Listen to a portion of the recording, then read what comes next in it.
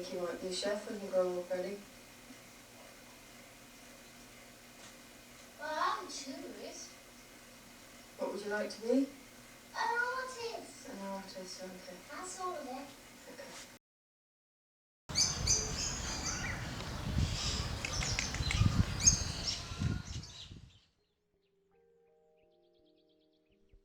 Hello, my name is Elise Donnell and I am an artist. I was born on the 19th of April 1998 in Leicester.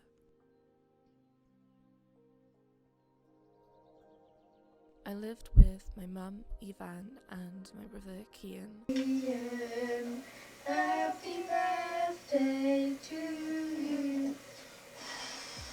Growing up, I went by the name Ellie. It was a nickname that I actually thought was my real name because I never heard people calling me Elise until I was about 11 years old. Yeah? Me. What's your name? Ellie. And how old are you? 4. Is your name Ellie Donnell. Yeah, her name's Charlie McClellan, and you're Ellie MacDonald. Growing up, I was very sociable. I loved doing different activities, playing with friends, and doing lots of things that kids usually do. One thing I was really interested in growing up was art. It may not have been a Picasso, but one thing I really enjoyed was playing with different colours and letting my brush flow around the page and just making different shapes and learning about how to make art through my own ideals. Almost looks a train. Wow. It's fantastic. Look at that one there. That one's brilliant. That one. It's a train. Growing up, I was always a creative person. I loved singing, I loved dancing,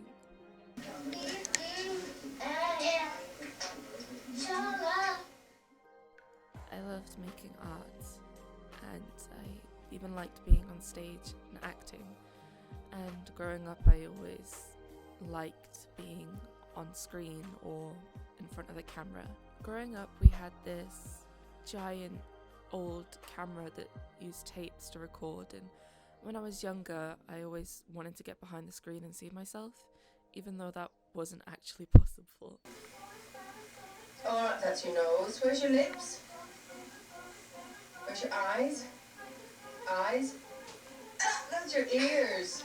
I still am interested in film and photography, but nowadays I prefer to be behind the camera and be more of a faceless figure because honestly, I'm not the biggest fan of what I look like and who I've become since things have changed in my life. Although I was always interested in art, at secondary school, I noticed that a lot of people were better than me and I let that get to me. And instead of practicing, I just felt sorry for myself and decided to put my effort into other areas that I enjoyed. At 14, I was given the choice of doing 4 different extra GCSEs, and at the time I wanted to do 4 creative subjects: drama, music, dance, and art and design. But there was so much pressure from staff to pick things like a humanities or a language that I ended up not doing dance or arts, and instead took history and French, the latter of which I failed, meaning that there was no point in me even doing it in the first place.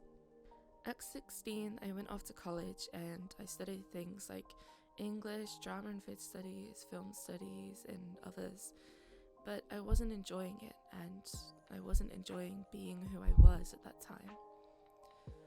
A lot of different factors, such as my friends and family and the stress of studying, finally got to me one day, and something happened that changed my life. At 16 years old, after just a few months, I dropped out of college and vowed that I would never go back into the educational system, and also vowed that I wouldn't live past 21. After a few years of trying to build up my confidence and self-love, I found art again.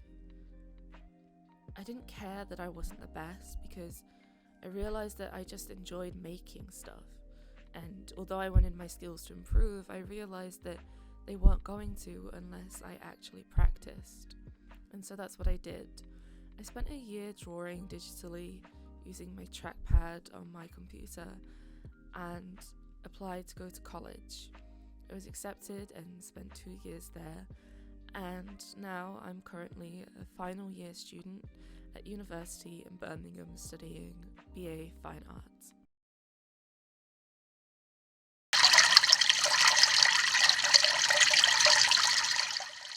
When it comes to art, I'm very passionate about nature and plants, and especially houseplants. And for the past year or so, I've been looking at how being outdoors in nature and even having nature indoors in the shape of houseplants can positively help mental health issues. I personally struggle with things like depression and anxiety and often get very stressed out, and having my houseplants around not only boosts my mood just by looking at them, but they often actually help cycle out bad toxins and make my air more natural, which helps me just feel a lot better physically that way too. Since 2020, a lot of people have reconnected with nature and started spending more time outside, which has positively helped them and boosted a lot of people's confidence and happiness levels. When it comes to mediums that I use a lot of different materials and methods to practice and experiment and just give everything a go. Right now, I'm not really stuck to one specific style or method. I'm just enjoying creating and experimenting because I know that one day I might not have all the equipment and all the passion that I have now for things. But I'm hoping that at some point I might switch to a more smaller array of mediums and materials, because as you know, if you're an artist, being one can be quite expensive when it comes to materials. At the moment, I'm looking a lot into lino printing and relief printing. I really enjoy the method of drawing out a design and then slowly carving out and taking either big chunks or small chunks out of my lino blocks.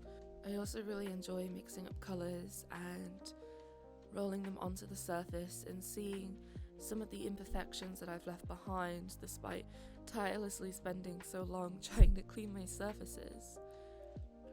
I like adding colours on top of my base colour because it makes each piece individual and stand out and one of a kind. And I think as humans we are one of a kind. I also really like embroidery. I like the calming peacefulness of it, just sitting and slowly working in and out of the fabric.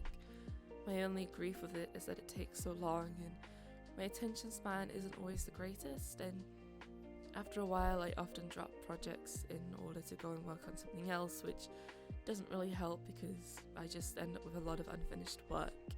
And I think that's something I struggle with because my attention and my love for so many different materials makes me bounce around a lot, because I'll be working on something and then I'll get an idea for something completely different, and it's kind of an issue.